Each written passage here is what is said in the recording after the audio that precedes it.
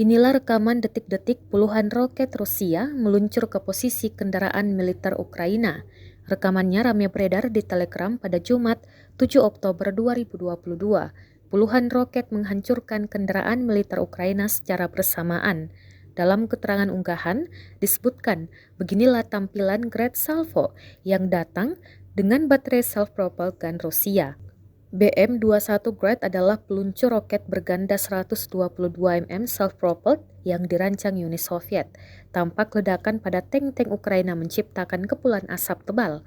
Serangan tertangkap kamera drone Rusia.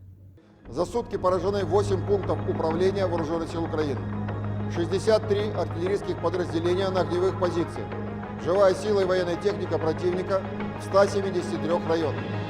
Уничтожен 4 склада боеприпасов приоритетно-артиллерийского вооружения в районах населенных пунктов Северск и Водяное Донецкой Народной Республики, а также города Запорожье. В ходе контрбатарейной борьбы поражены 2 украинские батареи реактивных систем залпового огня «Град» в районах населенных пунктов Двуречная Харьковской области и Карповка Донецкой, в районах населенных пунктов Червоноармейская, Дмитриенко, Чаривная Херсонская область, Покровская, Полтава, Троицкая, Луганская Народная Республика, Орлинская и Москвино, Донецкая Народная Республика.